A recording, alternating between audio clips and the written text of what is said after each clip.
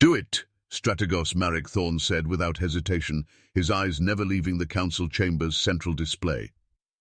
The room was silent, not out of respect, but uncertainty. On the tri-wall projection, Earth's Concorde Protocol 9 fleet hovered in geosynchronous orbit over 5 contested systems, awaiting a recall order from the Assembly. The laser display overlaid diplomatic tags, escort formations, and final peacekeeping designations. Every symbol represented years of deterrence, treaties saved, and wars dissolved, and now they were being erased in real time. Thorn's voice was not loud, but it carried finality that cut through even the recycled air of the chamber. Around him, Earth's delegation remained seated, unmoving, a gesture of refusal to engage further. Above the Strategos, a tactical heads-up display pulsed with transmission confirmations from each fleet. Patrol groups in the Trenar binary acknowledged disengagement. The Sulek Belt's mediation stations began power-down sequences. Human peace envoys aboard diplomatic carriers initiated lockdown protocols on their onboard language AIs and prepared for quiet re-entry to Earth space. Centuries of encoded neutrality dismantled in minutes. Across the chamber, the Threxian ambassador blinked slowly, his scaled jaw twitching in visible satisfaction. "It is done," he declared, turning toward his block's assembly node. "Let history record that Earth, for all its posturing, obeys when challenged." His voice was coated in a thin layer of condescension, sharpened further by the silence that followed. Other delegates nodded, some in agreement, others merely to end the tension. But Earth had not obeyed. It had complied. There was a difference. The dissolution of Concorde Protocol 9 had not occurred overnight. It was the result of 18 months of targeted council lobbying, ethics probes, and manufactured outrage. The Threxian Syndicate, emboldened by rising arms trade demands and supported by allies who profited from disruption, had spun Earth's neutral diplomacy as covert dominance. They claimed the Terran peace architecture shaped conflicts by preventing wars that were, in their view, natural political correctives. Earth's refusal to sell arms, establish planetary colonies, or demand territory was rebranded as coercive influence, peace framed as power through stagnation. Behind closed doors, Strategos Thorn had predicted this shift long before the votes were cast. He had seen the signals: rising disinformation around Concorde's automated arbitration nodes, manipulated statistics about resource allocations in deconflicted zones, and sudden budget reviews of Earth's diplomatic subnetworks. But he had not spoken against it, not once. His silence was misread as weakness by the Threxians. That would prove to be their last miscalculation. Back on Earth, beneath Antarctica's frost-layered crust, an old command chamber stirred to life. No alarms rang. No lights flickered, only the quiet unlock sequence of the Aegis subcore, a vault older than the current council itself. As dust-laden seals withdrew, an interior systems array blinked active. The command interface displayed a phrase few had seen in over a century. Obelisk contingency, standby, Strategos. Thorn descended into the chamber without security escort. He moved like a man completing an obligation, not beginning a war. His boots echoed against the sub-zero alloy flooring, each step mirrored by the descending tone of the system as it initiated sync across dormant satellite caches. The room smelled of sterilized air and old coolant, functional, unwelcoming. No ceremonial interface awaited him, only a small contact panel and a retinal keynode. He pressed his left palm against the activation slate. A low mechanical click confirmed the syst. Thames acceptance. Then he spoke, his words captured by the old processor microgrid embedded in the ceiling. Obelisk. Initiate deep system ping. Validate non-reactive diplomatic relay cores across all echo state zones. The system paused. Then, ping sequence confirmed. Relay 17A operational, 38 nodes pending, awaiting full data pipeline restoration, estimated completion 72 hours. Thorn didn't respond immediately. He walked to the far end of the room, where an old monitor, flat, unlit for decades, came alive. The feed was not of military activity. It showed a classroom on the colony of Reth Prime. Children sat in rows, eyes locked on a Concorde peacekeeper reading from a treaty script, translated in 4 dialects on his wrist display. It was a training video, archived and forgotten. The strategos let the feed play in silence. Then he gave the second command. Do not transmit, not yet. Archive all planetary feeds linked to pre-accord engagements. Timestamp them against council vote timelines. Sync to obelisk core for passive circulation. Broadcast triggers will be dictated by external entropy markers only. The machine processed.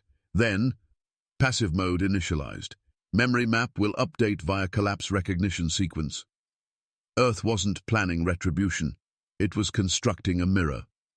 While the Council basked in the illusion of forcing Earth into silence, the true foundations had already shifted. Concord Protocol had been a visible framework, ships, envoys, mediators. Obelisk was the invisible layer beneath it, built for one function. If peace failed by rejection, memory would remain by automation. Every system Earth had ever touched diplomatically, every minor border resolution, every environmental risk suppression, every tribal language deconfliction module had encoded a fallback seed. A dormant pattern recognizer keyed to loss, collapse, or system failure. If any zone once stabilized by Earth fell into recorded entropy, Obelisk would activate and show the record, not an accusative, but an undeniable parallel. This is what peace looked like before you dismissed it. As Thorne left the chamber, he issued a final directive to the internal AI core. No outgoing transmission from Earth, no debates, no comment. Confirmed. Strategic silence mode engaged. Above Earth, the last Concorde fleet veered off its holding pattern and began its re-entry path. Ships lined up with geometric accuracy, each adjusting thrust based on orbital decay, gravity well offsets, and civilian lane clearance. There were no flags, no planetary celebrations, no declarations of defiance. Only clean withdrawal. In every system Earth departed, the final transmission contained 3 unspoken messages. A full report of regional peace metrics, a deactivation code for neutral AI monitors, and a timestamp of Concorde's last day of presence. The Threxian bloc celebrated in full view of galactic media, claiming a return to unmanipulated diplomacy. Their footage showed Earth ships leaving orbit, spliced with celebratory remarks from allied Council species. But they never showed what happened afterward, what began to flicker awake in the quiet zones Earth had left behind. Strategos Thorne stood once again in the assembly chamber, this time as an observer. The council seat labeled Earth Neutral Arbitration remained lit but unoccupied. He said nothing as new resolutions were proposed and arms protocols reauthorized. And still Obelisk waited, quiet, watching, remembering, preparing not to return with power, but to return with the record, because this time Earth would not beg to be heard. It would make the galaxy see, abort the handshake protocol. It's cycling the wrong dialect, barked envoy Telvin Mar as he lunged across the table toward the interpreter console. His breath steamed in the chilled negotiation dome above Trenar Binary's second moon. Across the crystalline floor, the Draylan delegation recoiled as the diplomatic drone, tasked with ceremonial greeting, pivoted mid-sentence and activated its secondary protocol stream. Instead of projecting the agreed-to welcome phrase in Sarokin, the drone emitted an ancestral war cry last used in a territorial purge 3 centuries earlier. The Drellan war adjutant's response was immediate. He drew his phase scythe, the curved blade whirring to life with a magnetic buzz. Security officers raised shields, the Trenar chamber's environmental dampeners flickering under the energy surge. Seconds later, 2 shots fired, both unauthorized. One struck the envoy drone, splitting its core casing. The other hit a junior translator on the council's side, collapsing him onto the blackstone floor as oxygen thinned beneath the panic-activated chamber lockdown. 37 seconds. That's all it took to end months of negotiations. Back on Raxus 5, within the Sulek belt, mining barges once licensed under Earth's joint extraction harmony were seized by independent mercenary guilds. Without Earth's Concorde enforcement fleets monitoring trade lanes, pirate groups previously disbanded under treaty immunity resurfaced. They had never forgotten the route schedules, nor the weak entry points in the belt's static fields. Council restoration units attempted to intervene, dispatching multi-species patrol craft, but lacked access to the peace codes Earth had embedded in local navigational buoys. Every skirmish that followed turned into a live-fire misunderstanding, with patrols misreading transit signals or targeting neutral vessels bearing outdated diplomatic tags. Council command centers tried deploying linguistic overlays and cross-species deconfliction AIs, but Earth's lexicoders trained in nuance, dialect layers, and cultural cadence were no longer embedded in the field. What remained were default interpretation engines tuned for protocol, not tone. The difference proved fatal. In one instance, a council envoy attempting to broker water rights in the outer Lyran chain was interpreted by the regional AI as issuing a conquest threat, due to tone inflection patterns tied to extinct military dialects. The delegation was terminated within 3 minutes by automated defensive fauna that misread the sonic marker as a territory breach. There were no survivors. On Earth, the obelisk core recorded everything. Strategos Thorn did not issue press statements. No media briefings emerged from the Directorate. Concord fleet officers were forbidden from commenting on system breakdowns.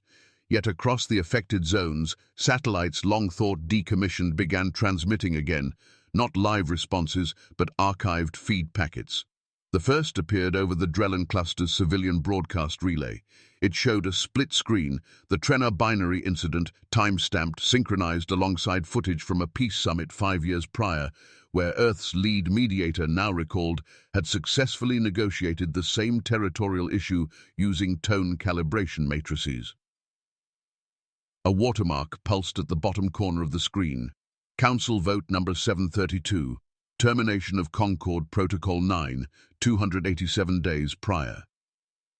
The message wasn't spoken. It didn't need to be.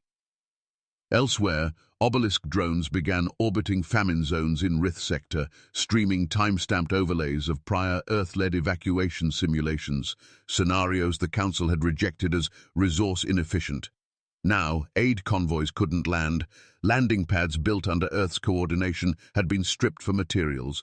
Atmosphere levels dropped to below breathable thresholds. In the footage, Earth logisticians had warned of this during exit briefings. Those warnings were never actioned. The obelisk stream looped them against real-time footage of suffocation tents collapsing under internal pressure loss. Council leadership scrambled to regain narrative control.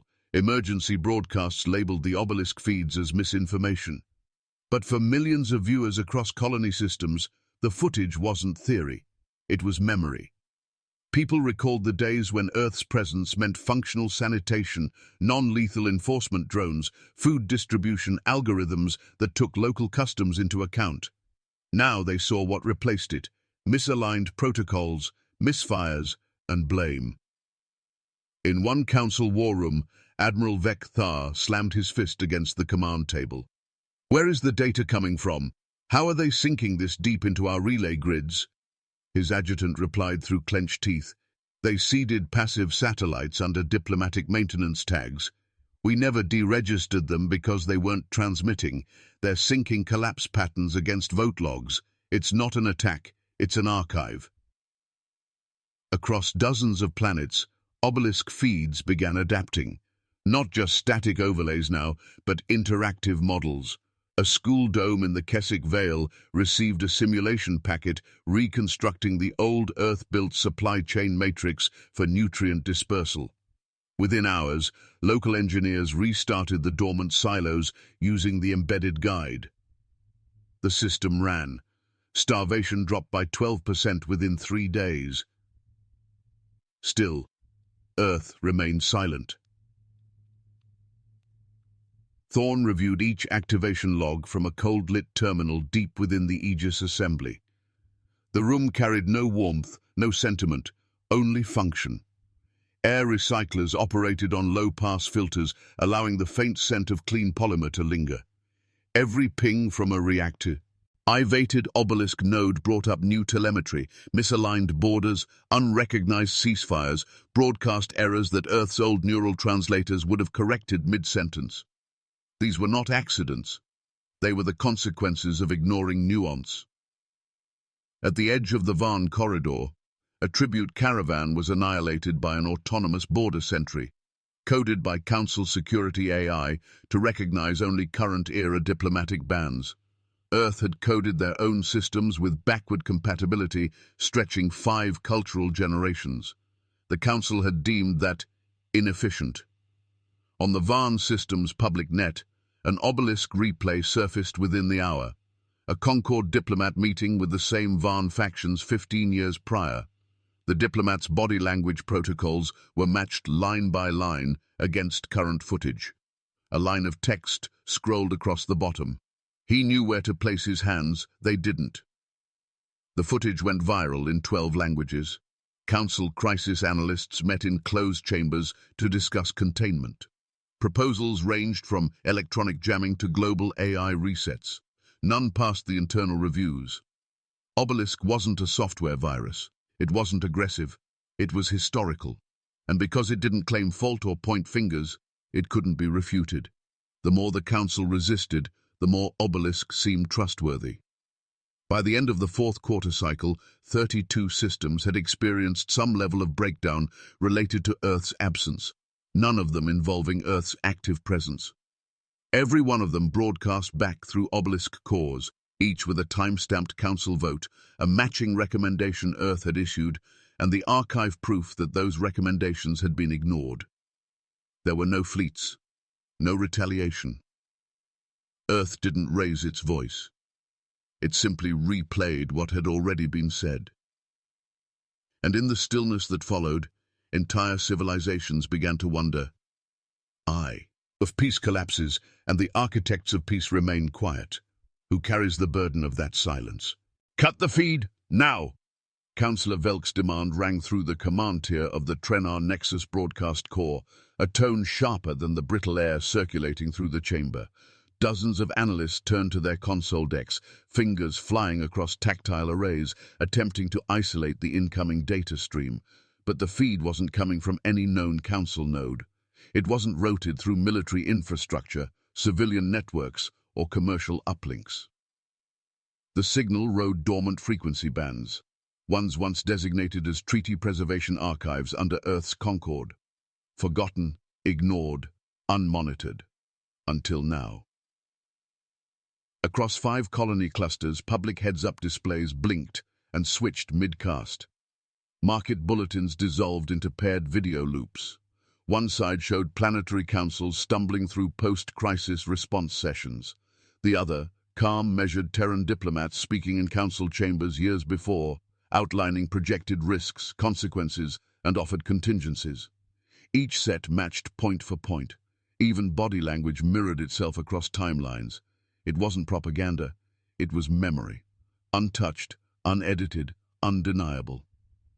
Civilians didn't panic. They watched. In Kresha district on Luron 4, families gathered outside a collapsed solar reactor grid where local authorities had failed to prevent an energy crisis. Children sat on cracked sidewalks, eyes fixed on a floating display drone, replaying footage of a Concorde engineer explaining solar lattice stabilizer warnings. Warnings dated 14 months before Earth's withdrawal.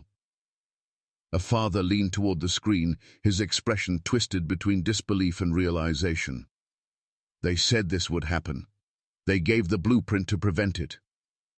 A teenager beside him whispered without looking away, and the Council shredded it. In every failing system, obelisk drones weren't reacting. They were waiting for conditions to pitch their historical triggers. Once detected, they deployed archives, short loops of raw footage, side by side with current collapse. Each loop ended with a rotating glyph in 43 dialects, displayed simultaneously. The phrase was always the same. This silence was chosen. The effect was cumulative.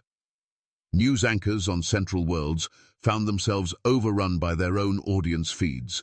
A popular program on the Threxian homeworld was interrupted mid-broadcast when Obelisk archives appeared during a primetime interview with Council spokesperson Valor Bin. He was assuring the public that Earth's exit had not contributed to the rising instability.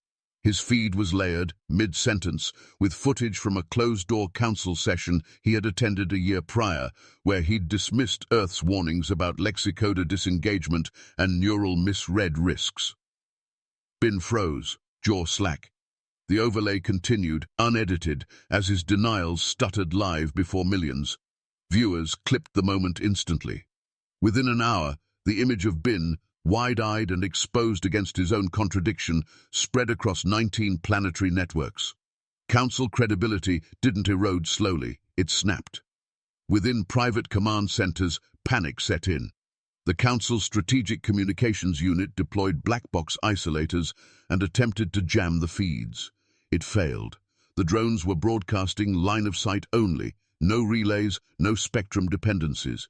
Each node emitted localized feed using embedded microtransmission arrays tied to solar fluctuations. Engineers couldn't shut them down without detonating civilian grid zones. Military options were discarded as quickly as they were considered. The optics of destroying memory were worse than the memory itself. Councillor Tharic Osson, head of defensive diplomacy, stood in front of a war room display while junior aides offered theories and mitigation tactics. "They're not hacking," one aide said, sweating under the red dome lights. "They're opening drawers we never locked." Osson didn't respond. He stared at the feeds, each one time-stamped, matched with the projected crisis Earth had once outlined in public and private reports. "This isn't sabotage," he muttered, his voice nearly drowned out by shifting data walls. "It's recall." Meanwhile, something unexpected began to happen in the outer systems. Citizens took it further. They started constructing overlays of their own. Using archived Earth mission files, public education materials from Concord field teams, and footage recorded by civilians during Earth's peacekeeping era, independent networks began to create comparison videos. A fire suppression protocol in the Thalos mines, now defunct, was laid over Earth's blueprint video of the same sector. The comparison showed how Earth's automated hazard thresholds would have triggered evacuation 20 minutes earlier. 76 workers had died. The video ended with the same glyph as the obelisk drones, now copied and embedded by citizens. This silence was chosen. A wave of media uploads swept through council-regulated channels. Attempts to ban or throttle them backfired spectacularly. Users simply reposted using coded metadata or migrated to independent colony nets. Earth hadn't needed to speak. The people were speaking for them. In quiet pockets, students began accessing old Concord education packs, long considered obsolete. On Rekar's moon, a youth circle decoded a peace simulation and ran it against current border conditions. The simulation avoided 3 flashpoints. Council projections triggered 2. The students published the discrepancy with a simple headline. One of them, Lisu, earned how to prevent war. The other learned how to blame it. Back in Aegis Assembly, Strategos Thorn stood in front of a wall-length display, watching the spread pattern of obelisk triggers. Earth wasn't broadcasting. It was observing reaction. Each drone logged local response, public engagement, misinformation attempts, and correction rates. Obelisk didn't challenge council authority directly. It didn't instruct, persuade, or argue. It reflected, and let the reflection evolve. Thorn turned to Director Halvan, seated across from him at the operations table. "They're going to claim we're destabilizing the region," Halvan muttered, "that this is psychological manipulation." Thorn's reply came without hesitation. "Then let them release the footage. All of it. Ours and theirs. Let the galaxy decide if memory is a weapon or a defense." Across the Kalan Rim, a council-aligned media channel aired a panel show titled "The Human Withdrawal, Was Peace Ever Real?" 32 minutes in, the feed was overridden, not externally, but by a station technician. The technician played an unreleased Concord diplomatic recording, one never shown during Earth's council tenure. It featured a mediator calming a multi-party territorial standoff using humor, grief acknowledgement, and child-rearing idioms shared across the species involved. There were no security officers, no threats, just a human listening with sincerity, guiding the room toward mutual understanding. When the footage ended, the broadcast cut to black.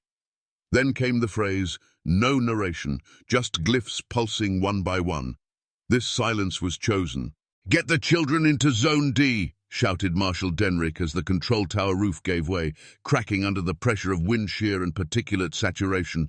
A wall of dust tore across the settlement perimeter, burying solar panels, snapping crop synth trellises, and grinding against sensor domes like teeth against glass. The storm wasn't natural. It was what happened when decades of terraforming systems collapsed in synchrony. Air scrubbers offline, reclamation pipelines ruptured, nutrient foggers burned out. Sulek Belt's seventh ring had entered environmental death spiral, and there was no one coming. The Council had classified the settlement of Orinvale as regionally negligible. Earth, back when Concord still held jurisdiction, had filed 17 warnings about the fragility of Sulek's microclimate chain. Every one of them had been archived without action. Now, dirt coated the air in a static haze. Visibility dipped below arm's reach, and static electric charge built so fast that colonists carried rubber insulation blankets just to move between shelters without triggering muscle seizures. Marshal Denrick coughed as he pushed open the emergency storage hatch behind the ration hall. The air inside was worse, thick with mold particles and synthetic gas residue from ruptured canisters. His hand hovered over the control panel, blinking red from relay failure. Then, with a mechanical thunk, the wall behind him shifted. It wasn't Council tech. Pistons extended, steel-grey tubing unfolded itself across the ceiling. A series of fans hissed to life. Then came a low vibration through the floor, the subtle kind that shivered through boot soles and made dust lift from the concrete like it had changed its mind about falling. Fresh air followed, dry, filtered, breathable. The side of the machinery bore a plate. It wasn't new. The seal was dulled with time, the lettering faint. But the message was clear. Prepared for neutrality, not occupation. Obelisk, failsafe 17R, a relay node, forgotten by time and untouched by Council systems, had reactivated. And it wasn't the only one. Across the belt, in systems too small to host embassies and too fractured to coordinate mass alerts, Earth's buried infrastructure began to stir. Old atmospheric regulation hubs, once powered down under Council order, detected sub-threshold biosphere degradation and initiated autonomous reboots. Food replicator relays, embedded in decommissioned Concord outposts, accessed cached colony templates, calibrated soil data, and restarted on half capacity, producing calorie-stable meal packs tailored to species-specific nutritional maps stored in deep system memory. On the colony of Jornex 2, a perimeter beacon, assumed dormant for decades, awoke and deployed a hazard mesh across a geothermal fault line just hours before the tremor hit. The mesh, woven from nanopolymer lattice tuned to tectonic vibration, absorbed the kinetic displacement. Casualties were limited to surface damage. The zone had no operating defense grid, no Council forecast team, no advanced warning. Yet the Earth's scripted failsafe acted based on old predictive algorithms embedded during a water rights treaty nearly 30 years ago. And the people noticed. On Delcar Station, where oxygen levels had dropped below sustainable thresholds, engineers discovered an active filtration conduit beneath a decommissioned Concorde drop pod. The unit hadn't run since Earth's withdrawal. It had no uplink, no live feed, yet it had activated. The engineers pulled the maintenance plate off by hand and found a message inscribed not on a screen, but engraved into the inner frame. Neutrality requires preparation. Collapse is not a signal. It is a condition. Soon, colonists across these forgotten sectors began sharing stories. Not rumors, but physical evidence. The fail-safes hadn't saved everyone. They weren't complete, but they were there. Quiet. Waiting. Not for reward, not for recognition. Simply to function when no one else would. Media networks ignored the reports at first. Then they couldn't. Broadcasts showed people lining up, not in protest, but in quiet reverence around now-active Concorde structures. A desalination unit on Carisfiv turned on for the first time in 17 years, releasing clean water into a dry floodplain. The crowd that gathered around it didn't cheer, they didn't chant, they placed their hands on the base in silence. On Nasquera, a former council-backed mining zone, a community mural was painted over the remains of an Earth-built logistics pod. The mural didn't depict ships or battles, it showed tools, worn, practical, air masks, rehydrators, educational slates. Below it, in 39 dialects, ran the same phrase: "They didn't come back. Their system stayed." Protests began not with shouting, but with stillness. On Rekia's moon, a crowd of 200 colonists sat in the district square, holding fragments of deactivated Concord interface cards. They didn't demand Earth's return. They requested the restoration of the scripts, the peacekeeping routines, environmental balance protocols, cultural safeguards that had once been called soft control, now seen as stability anchors. Council spokespeople attempted to recast Earth's scripts as parasitic code. They called the reactivations embedded dependency structures. The words rang hollow, especially when fresh water arrived, when shelters stayed upright in windstorms, when food arrived in frozen districts where council ships had stopped making stops 2 seasons prior. In the halls of Aegis Assembly, Director Halvan laid a status tablet in front of Strategos Thorn. 37 fail-safe events this cycle, he said quietly. All self-activated. Half of them in colonies the Council never even logged post-withdrawal. Thorn didn't look up from the display. "Any requests from the local governors?" he asked. Halvan hesitated. "Not for troops, not for protection. Just one line repeated across all 11 transmissions. Can the Earth systems remain active, even without personnel?" Thorn nodded once. They were never meant to deactivate, just to pause. He leaned back in his chair, fingers interlocked. "We wrote our memory into function, now it's being read." That evening, across the Sulek belt, a minor relay drone passed above the settlement of Lorin's Edge. It wasn't armed, it didn't transmit footage. It dropped a single capsule containing a field repair kit, calibration tools, and a maintenance manual printed in 6 languages. Attached to the casing was a tag. "This is not intervention, this is the memory of stability." And from that moment forward, the colonies stopped calling them obelisks. They called them echoes. "Who authorized a cross-zone diplomatic channel from Elion 4? Snapped Council Systems Supervisor Jarev Lin as he leaned over the shoulder of his communication analyst. The relay room beneath Sector Hall was dense with static interference, the kind that clung to fabric and pressed into the ears. The console before them displayed a connection string built from Concord legacy tags, deprecated, unsupported, and impossible by current Council registry. And yet, there it was. A message from a Tier 6 colony, tagged and routed through obsolete Concord verification layers, bypassing all modern oversight. Jarev's analyst looked up, voice dry. "No one authorized it, sir. It's not new. It's Peace Frame 7. The phrase rippled through the operations floor. For years, Peace Frame 7 had been dismissed as theoretical. An Earth-designed fallback OS, rumored to activate only in the absence of human administrators. The code, it was said, didn't control.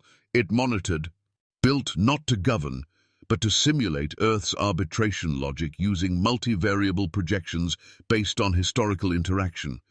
Earth had called it a ghost protocol, embedded out of contingency, not ambition. It was never supposed to run. Now it was live. On Alien 4, Governor Ren Vara stood in the council dome surrounded by citizens and civic AI nodes. He didn't speak like a man under siege. He spoke like a man liberated from constant intervention. Peace Frame 7 reinitialized automatically 3 weeks ago. It didn't seize control. It stabilized civil law interpretation, reopened interspecies trade, and adjusted our environmental consumption back to treaty-aligned thresholds. We didn't request it. It activated when the Council's own arbitration interface failed for the 3rd time this cycle. Reporters streamed the feed across Colony Net. Vara's tone wasn't rebellious. It was resigned, factual, steady. Earth didn't stay. Their systems did. and now they're holding what no one else will. Heads-up displays across independent systems picked up the broadcast. Users in outer belts began to receive messages not from Earth, but from each other. Obelisk drones had started bridging zones, not to control or surveil, but to connect colonies still running Earth's old Concorde modules. These weren't propaganda relays, they were interoperability handshakes, shared alert markers, safety beacon patterns, language packet syncs. They weren't building alliances, they were stabilizing conditions. When the Council imposed a blanket sanction across the colonies running Frame 7, things broke faster than anticipated. Banking APIs collapsed mid-cycle, food shipment priority lists reset, trade certifications vanished from Council servers. What should have been panic evolved into something else: comparison. On a border moon orbiting TLSR, a merchant guild published 2 ledger summaries, one US in the Council's sanctioned format, one using Earth's deprecated peace trade structure. The Earth protocol predicted the imbalance days earlier. The merchant captioned the post with a simple line. One tried to penalize a pattern, the other corrected it. The post was shared 500,000 times within 9 hours. Back on Earth, Strategos Thorne stood with Director Halvan in the Aegis Assembly corridor, watching a wide-format wall display loop footage of colony zones declaring themselves echo states, regions aligned with no government, claiming no independence, running purely on self-administered legacy Earth scripts. "They're not building loyalty," Halvan murmured. "They're copying structure." Thorne didn't blink. That was always the point. Peace wasn't supposed to be a human brand, it was supposed to be a teachable rhythm. Public relations campaigns launched by the Council turned bitter and ineffective. Their ads showed Earth systems as relics, overly complex and slow to adapt. Yet the very footage used to discredit Peace Frame 7 ended up reinforcing its purpose. In one ad, a Council envoy berated a Frame 7 interpreter AI for refusing to approve a land annexation. The clip cut before showing the AI's full reasoning, based on 15 years of border context, cultural consensus votes, and risk profiles the Council had never catalogued. Independent news sources found and released the uncut footage. The backlash gutted public trust. One of the Council's top media personalities resigned live during a panel broadcast. She turned toward the camera, placed her notes aside and said, "I don't know if Earth was right. I know we weren't ready to understand what they left behind." On the fringe world of Jassic 3, a protest erupted not outside government halls, but inside data centers. Colonists demanded access to archived Concorde systems. They weren't looking for weapons. They wanted old arbitration templates, legacy neural translators, food distribution algorithms tailored to cross-species households. None of these systems were powered, yet protesters held signs that read, "Let us remember how to function." Every time the Council tried to dismantle an echo node, the footage replayed through obelisk drones. Not with drama, not with condemnation, only documentation. Time-stamped, synced to Council directives, then contrasted with Frame 7's response logic, projected as conditional trees. People began to understand this wasn't warfare. It was recorded accountability. A station chef on Deltrin broadcast a video of her kitchen's sudden transformation. Old Earth filtration vents turned on during a nitrogen spike. She laughed as she looked into the lens, apron-stained, breath steady again. "Didn't even know this place had air logic," she said, motioning to the wall, "but it waited, quiet, till we needed it." Then she tapped the inscription on the frame. "This environment is protected under echo-state neutrality. Earth logic protocols authorized." The clip went viral. On Saren's Reach, where 3 languages and 5 religions shared a single gravity well, a council of local elders replaced their meeting charter. They aligned to Earth's peace frame arbitration model, not because of loyalty, but because it functioned, without enforcement, without oversight. It just worked. By the end of the cycle, 57 echo zones had declared operational independence from Council protocol, not through rebellion but through logical automation. Their message wasn't angry, it was systemic. We didn't secede, we reverted. Obelisk drones hovered, Peace Frame 7 ran. Earth remained silent, and across the colonies people began to ask the question aloud, did Earth really leave? Because what governed them now wasn't presence. It was structure engraved deep into the bones of diplomacy, and structure, they realized, could be more loyal than flags. Why aren't they celebrating? Envoy Kelran Voss asked flatly as his transport settled into docking alignment above the surface of Virel Station. The command deck lights dimmed to re-entry settings, casting the interior in warm amber. Beyond the viewing panel, the colony spread like a working circuit board, organized, quiet, humming with daily motion, entirely intact. From orbit, it was difficult to imagine the rest of the quadrant teetering toward dysfunction, and that contrast gnawed at him. The flight officer beside him, a civilian contractor drawn from neutral services, didn't look away from her console. "They're not waiting for anyone, sir," she said. "They're already operational." Kelran descended with the diplomatic escort unit in a reinforced skiff, boots touching down on the platform to a scene that felt more like routine than reception. Cargo handlers unloaded agricultural recyclers with practiced cadence. Sanitation drones glided over walkways, syncing with atmosphere readings. Children passed by laughing, trailing behind a street merchant pushing a water fog cart loaded with plant tonic and mineral tablets. The air tasted clean, filtered through old Concorde filtration towers, now repainted with local colors but untouched in form. He was met not by flags or an honor guard, but by Governor Ralik Venn, whose grip was dry, his tone firm but casual. "We didn't request an envoy," Venn said, walking Kelran through a side path flanked by wind purification turbines. "But we received notice, so here you are." Kelran's attention flicked to the heads-up display on his wrist slate, which pinged quietly with autosync requests from nearby traffic nodes. Each node bore a Concorde signature chain. Not emulated, original. "I assume these systems still use Earth's base logic," he said, not full, framing it as accusation but confirmation. Venn nodded. "They were never removed. We didn't turn them off because they weren't broken." He paused, motioning to a shaded garden beneath a solar lattice. "People think obedience comes from authority. We found it survives better under reliability." Kelran made no note of that, but his silence sharpened. The systems here weren't relics. They were vital, and they were operating without updates, human presence, or external maintenance. The predictive food allocation tables refreshed every 7 hours. Dispute mediation queries were processed by a Frame 7 node buried beneath the Judicial Hall. Even emergency broadcast intervals matched Earth's encoded contingency cycle, tied to atmospheric fluctuation readings and local stress behavior mapping.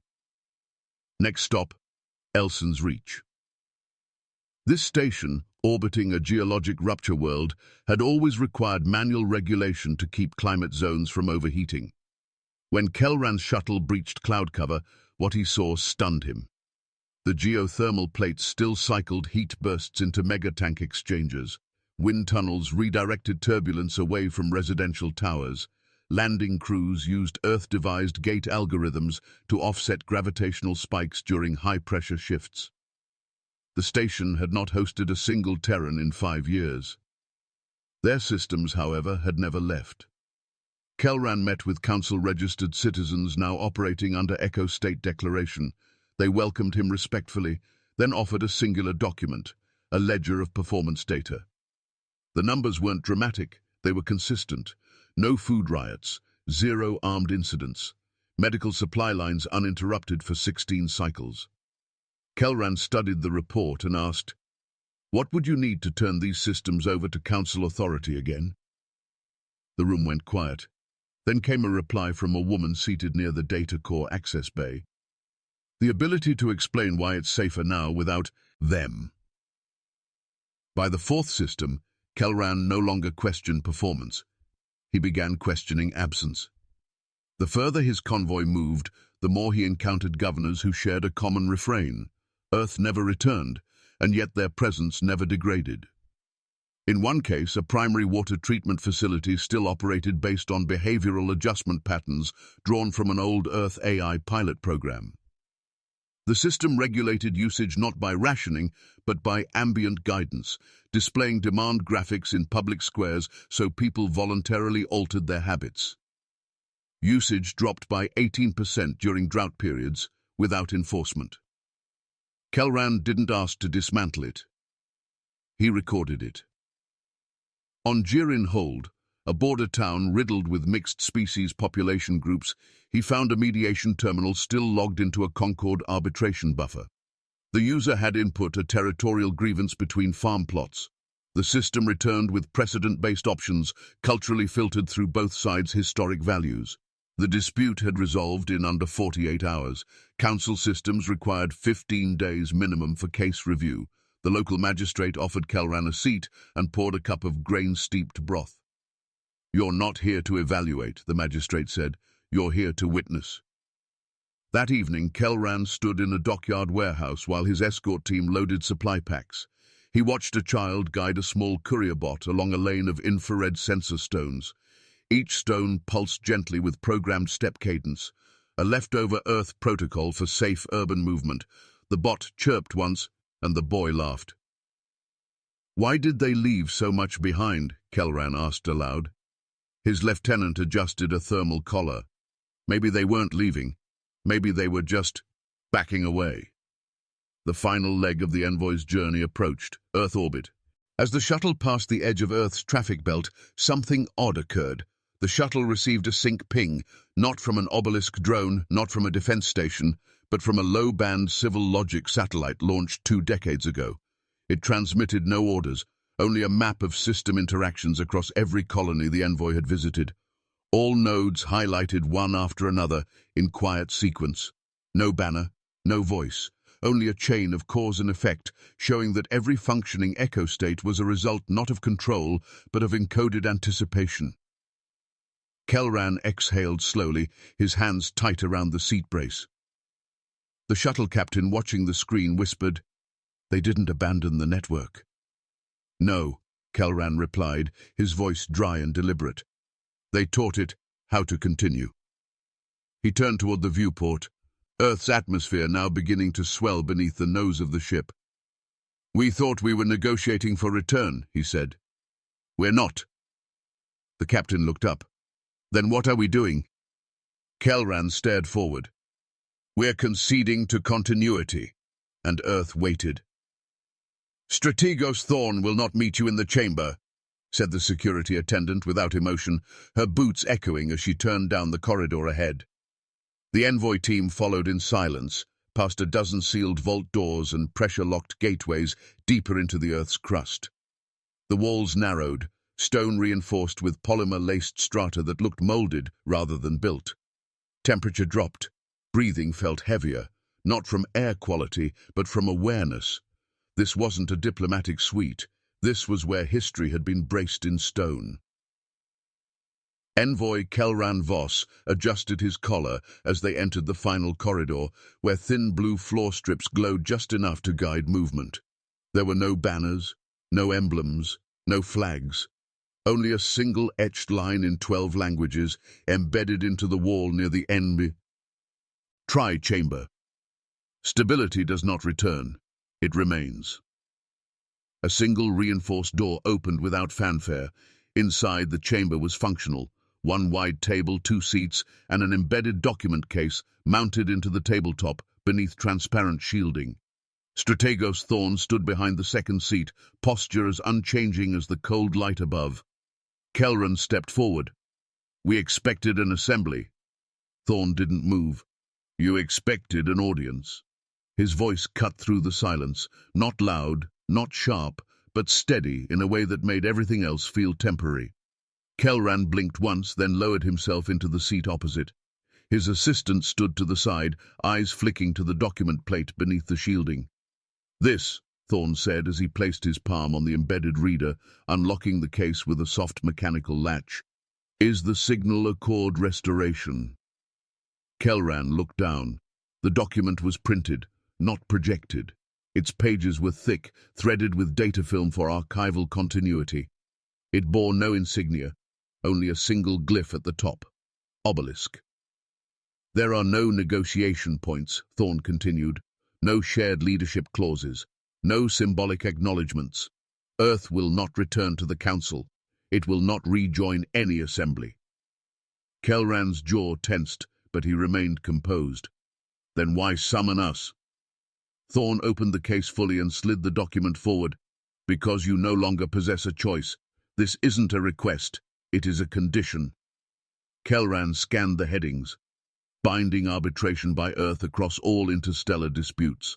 Emergency override protocol retained solely by Aegis Assembly. Immediate reinstatement of Peace Frame 7 nodes as standard logic framework across former Concord systems. Council fleets to recertify environmental and civil intervention standards using pre-withdrawal Earth parameters. No appeal, no voting process, implementation upon signature. He leaned back, breath steadying. If we decline, Thorn's gaze did not shift. Then Earth will maintain what it already holds. It will not expand. It will not assist. It will observe. And the colonies, the zones already operating under Earth protocols? They will remain untouched. So long as they continue to function, we will not intervene. If they collapse, they collapse. Echo states are not Earth's to maintain. They were built to sustain themselves. That was the point. Kelran rubbed his temple once. You're holding the galaxy hostage through absence. Thorn replied without pause. We are not withholding force. We are withholding correction. You mistook diplomacy for dependence. You believed stability came from presence. What you missed is that we engineered it to operate without us. And now that you've seen it work, really work, you want it on your terms. He gestured to the document. This is not offered out of mercy. It's offered because your systems are failing faster than your leadership can recalculate. Silence pressed down on the chamber. The only sound came from a slight shift in Kelran's coat as he leaned forward, eyes sharp now, but uncertain. You built all of this, then left it behind like an echo. That doesn't feel like peace. It feels like planning a collapse. Thorn nodded once, slowly. Collapse was always going to happen. We made sure memory would survive it. Kelran's assistant whispered, Is there any clause for joint oversight? Thorn didn't look at him. No. Oversight led to the rejection of Concord. Shared structure led to the Council dissolving the only stabilizing protocol that functioned without coercion. There will be no repeat. Kelran reached for the final page where the signature block awaited. A biometric seal had already been etched, Thorn's own. Above it, a line of text read, Memory enforced by continuity. Arbitration is not governed, it is accepted. His fingers hovered. Why? Offer this at all? He asked. Because we are not here to punish, Thorn answered. We are here to prove that structure matters more than presence, that peace never needed allegiance. It needed calibration. Kelran sat in silence, watching the inked lines. Behind him the door remained open, not wide, but wide enough to exit. That alone felt intentional. When will enforcement begin? He asked. Thorn stood. It already has. The colonies aren't waiting for your answer. They're watching for ours. Kelran pressed his thumb to the seal plate. The reader pulsed once. Thorn turned away before the final authentication completed. We never left diplomacy, he said as he approached the exit. We simply stopped asking if it was welcome. And the vault door eased shut behind him, not with finality, but with quiet certainty. Earth had not returned to the table. It had turned the table into a ledger. The vote is concluded, said the broadcast officer on Venari Prime, voice steady but laced with disbelief. 93% in favor. We join the accord. Her words echoed across a chamber where every display node had been converted into real-time tracking panels. On each screen, a different system's referendum result flickered to life. Thalos 4, Jirin Hold, Rith Station, all confirming the same message. The signal accord would not be imposed from above. It had been ratified below, system by system, citizen by citizen. Strategos Thorn watched the confirmation unfold from the operations deck beneath Aegis Assembly. The chamber was sealed, the lighting low, only the glow of tactical overlays illuminating the space in muted pulses. There were no flags, no council emblems. only one rotating projection suspended above the floor, a pulsating obelisk, now no longer a silent observer, but a ratified framework. Director Halvan stepped beside him, his tablet displaying the final tally. 11 systems have passed the accord. 4 more have scheduled their referenda next cycle. The Council's opposition collapsed mid-week. Thorne didn't reply immediately. He moved toward the wall-length interface and raised his hand to the embedded command slate. The system recognized his imprint and opened a final sequence. Across dozens of Council-linked military servers, dormant access threads sparked. These were not weapons, they were guidance trees, AI pathing systems pre-programmed for wartime scenario modeling. Earth had installed them generations ago as a requirement for fleet coalition alignment. Now, they would be deleted. "Begin the wipe," Thorne ordered. From Elian 4 to the Varn border gate, military AIs blinked once, then went silent. Thousands of conflict escalation routines, pre-configured to simulate multi-system warpaths, were erased in cascading layers. No damage was caused, no alarms triggered. The tools of future destruction had simply vanished from reach. One Council Admiral on Rekal sent a frustrated ping to Earth Command requesting explanation. The reply came not in speech, but in a simple data packet. The vote results from his own planet's civilians, granting Earth total arbitration control. Outside Earth's orbit, Concord Relay 1, a station mothballed since the protocol's dissolution, reactivated. Its systems booted silently, re-engaging stabilization satellites and broadcasting passive navigation corrections to regions still out of alignment. Relief craft from independent systems, previously blocked by Council tariffs, received flight path recalibration sequences moments later. Not a single Earthship launched. Still, order resumed. At exactly 2200 UTC, all major systems received a shared transmission. It arrived without announcement, without anthem, and without encryption. Thorne stood alone on screen. Behind him, the obelisk seal shone dimly, not projected but embedded in the material of the chamber wall. He wore no insignia, no ceremonial uniform. His voice was calm, evenly paced, and free of rhetoric. "We prepared for peace," he said. "You prepared for power." He paused. "Now we prepare alone." The feed did not fade to black. It remained static for 7 seconds, letting the image settle before shifting to a single still frame. The obelisk. This time not hovering, not implied. It was carved in stone, lit from beneath, edges sharp, unadorned. Across the galaxy, no debates followed, no rebuttals aired. In the colonies, people sat quietly, not in fear, but recognition. Across boardrooms and ship bridges, settlements and farms, individuals began forwarding that image. They didn't alter it, they didn't edit in slogans, they simply shared it, with timestamps, with tags like, "We remember now, we saw." The Council tried to schedule an emergency session. Only 9 members appeared. The rest claimed scheduling conflicts. None wanted to speak after Earth's final line. There was nothing left to argue. By the next cycle, Concord Protocol reappeared in planetary logistics schedules. The term obelisk arbitration was added to civilian registry tags. A quiet memo was issued from Council Command, instructing all planetary jurisdictions to preserve Earth systems currently embedded in operational zones. The memo ended with a single instruction: do not interfere. Across Thalos Ridge, an elder etched the symbol into a schoolhouse arch. On Telran's ring colony, the shipwrights repainted it onto the docking bay floor. In the schools of Delkar, students now recited it before their lessons, not as oath, but as reminder.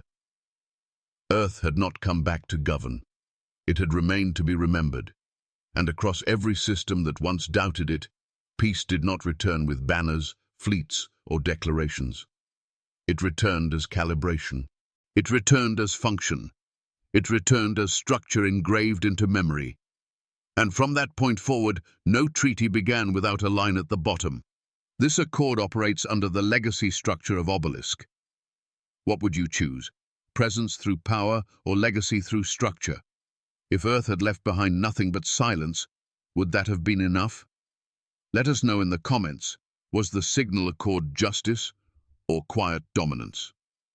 If this story made you think, hit that subscribe button for more mind-bending HFY tales. Don't miss what comes next.